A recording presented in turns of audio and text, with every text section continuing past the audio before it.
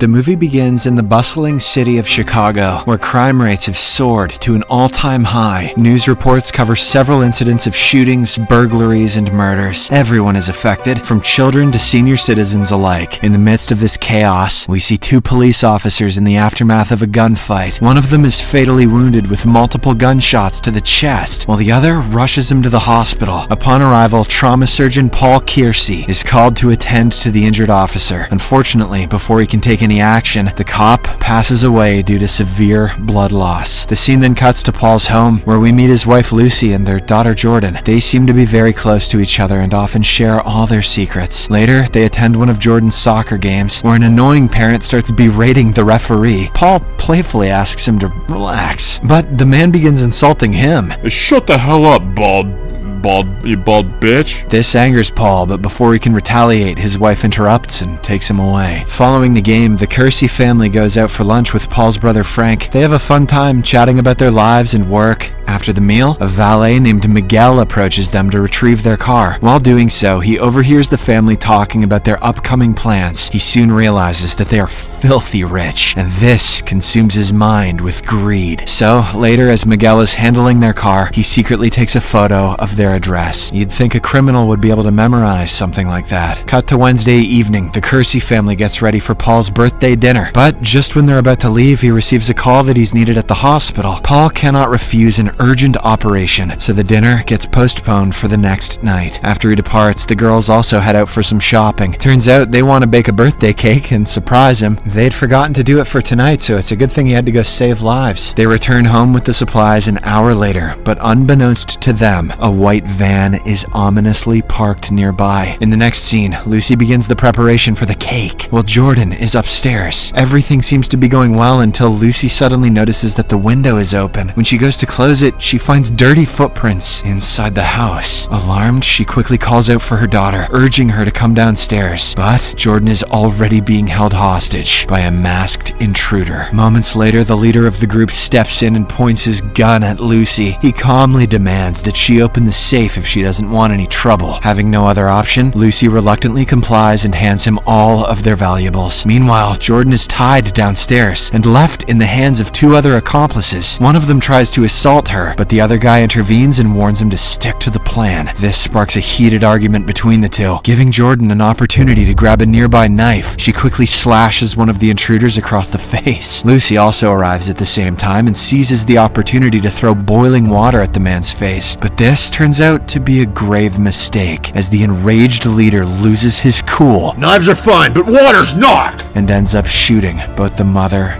and daughter. Following the attack, they are rushed to the same hospital where Paul is working. He gets to know that two severely injured patients have been brought in and goes to check. But as soon as he enters the room, he is devastated to learn that they are his own wife and daughter. Tragically, Lucy passes away shortly after arriving at the hospital, while Jordan falls into a coma. Later, Paul is visited by detectives Kevin Raines and Leonore Jackson, who are conducting an investigation on the case. They ask him several questions and finally come to the conclusion that the incident was a robbery gone wrong. Thanks, detectives. Anything else? Drugs are bad. Alright. A few days later, Paul seeks help from a therapist to cope with the trauma. He also shares about his struggles to sleep, as he has been experiencing a lot of nightmares lately. In response, the therapist advises him to take proper rest and hands him some antidepressant pills. That evening, while taking a walk, Paul encounters two men harassing a woman. He tries to intervene, but ends up getting beaten up by the men. In the next scene, as Paul is watching TV, he comes across an advertisement for a gun store. Intrigued, he decides to explore the idea of owning a firearm himself. He later visits the store featured in the ad, where he is helped by a friendly staff member. Hey partner, you looking to shoot him in the dick or the face? She walks him through the process of obtaining a gun and provides him with essential information. However, Paul decides to take some time to consider his decision before walking away. On another day at the hospital, Paul is called upon to perform surgery on a gunshot victim. As they try to move the patient onto onto the operating table. A gun falls out of his pocket. Paul then discreetly kicks the firearm under the bed and retrieves it later without attracting any attention. Once home, he examines the gun and begins learning all he can about firearms. Over the next few weeks, he continues his work at the hospital during the day and dedicates his evenings to practicing shooting. One evening, Paul goes out for a walk, disguised in a hoodie with the gun hidden in his pocket. As he strolls through the streets, he unexpectedly encounters two men assaulting a couple. They beat up the man and steal his car, with his girlfriend still inside. But before they can flee, Paul fires at the car's tires, causing it to swerve and crash into a pole. The recoil from the gun injures his hand because he's good enough with it to shoot out tires, but not to remember that. But he manages to retrieve his weapon. He then shoots at the remaining attacker, killing him on the spot. In the aftermath of this incident, Paul rescues the woman inside the car before fleeing the scene. Unbeknownst to him, a woman at a nearby cafe has recorded the entire incident on her phone. The detectives arrive at the scene shortly after and are shocked by the violent nature of the killings. But the only leads they can find is that the killer was a white guy in a hoodie, Post Malone, and that his hand was injured during the confrontation. The following day, the woman who recorded the shooting uploads the video online, and it quickly goes viral. Paul watches the video and discovers that he's earned the title, the Grim Reaper.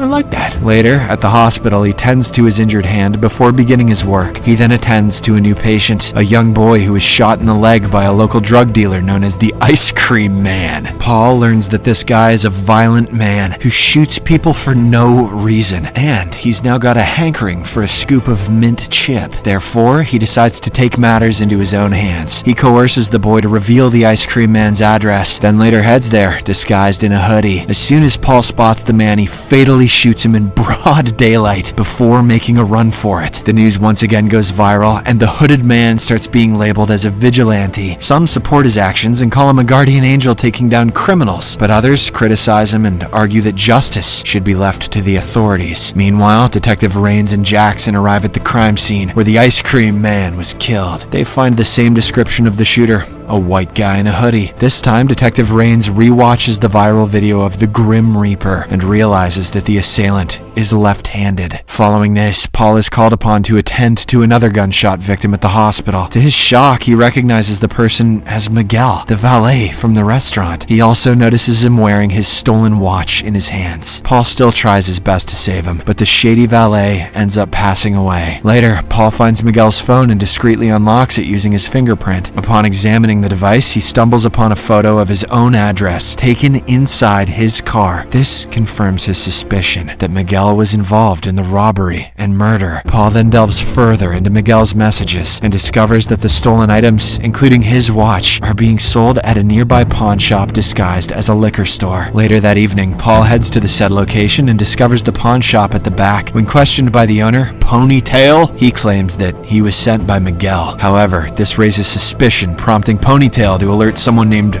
Fish. He then reaches for his gun, but Paul notices this through a mirror and swiftly stabs him in the hand. With Ponytail subdued, Paul holds him at gunpoint and demands to be led to his stolen belongings. At the same time, Fish shows up at the store. He rushes to the back and fires a shot at our hero. Paul somehow manages to dodge the bullet, but it ends up striking Ponytail, killing him instantly. Oh, Fish, you bastard! Following this, the two men engage in a violent altercation, which ends with Fish being shot in the leg. Fish don't have legs. Paul then forces him to reveal the person who killed his wife. Fish reluctantly blurts out that his friend Joe was the one who pulled the trigger. Paul tries to learn more, but Fish suddenly attacks him and turns the tables. He then proceeds to finish him off, but just then, a bowling ball unexpectedly falls from a shelf, hitting him in the head. This causes Fish to accidentally shoot himself, leading to his demise. Paul, lucky as a clam, seizes the opportunity to gather all the surveillance tapes and make his escape. However, during the rush, he accidentally drops his recovered ring. Upon returning home, Paul drills holes in the surveillance tapes to render them inaccessible before disposing of them. The next day, detectives Raines and Jackson visit him at the hospital. They show him a photo of Fish for identification, but Paul denies knowing the man. The detectives then reveal that he was found found dead, and Paul's stolen ring was recovered from the crime scene. With this evidence, they believe it's only a matter of time before they uncover the rest of his team. Later on, Paul tracks down Joe at his auto shop and incapacitates him with a wrench. He then positions Joe underneath a car and secures it in place with a crowbar. Paul proceeds to torture him by making a clean cut on his leg and pouring brake fluid on the wound. And this brake fluid won't make Paul stop. Due to the excruciating pain, Joe finally confesses that a man named Knox arranged the entire scheme. Upon learning this, Paul pulls a chain to release the crowbar, and the car gruesomely crushes Joe's head. In the next scene, Paul receives a text from Knox instructing him to meet at a nightclub. Meanwhile, Frank pays a visit to Paul's home and accidentally stumbles upon his collection of firearms. This makes him realize that the infamous vigilante is none other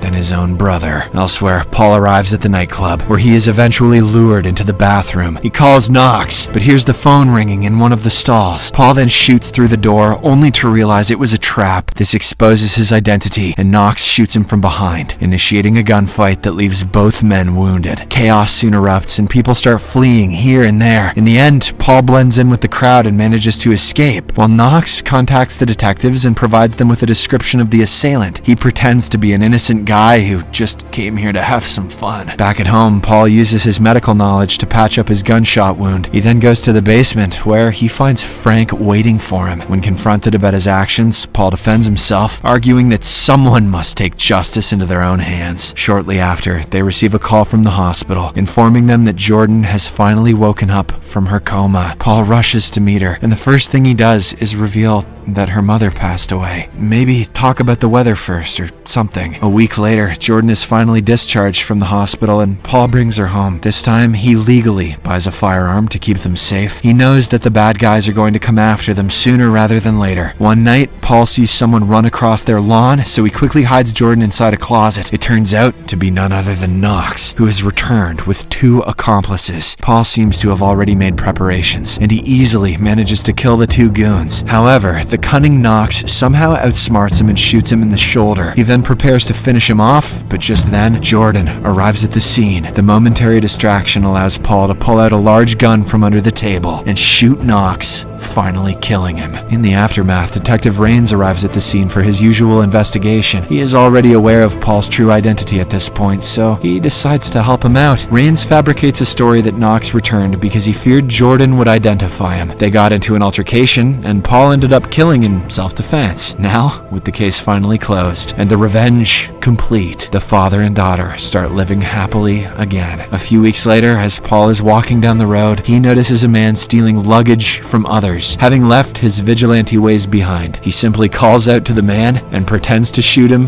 with his finger. Bang! If you enjoyed this video, please don't forget to share it with your loved ones so they can enjoy it too. Your support really means a lot to us. Kindly leave a like, drop a comment and join our growing family by staying connected with us yen.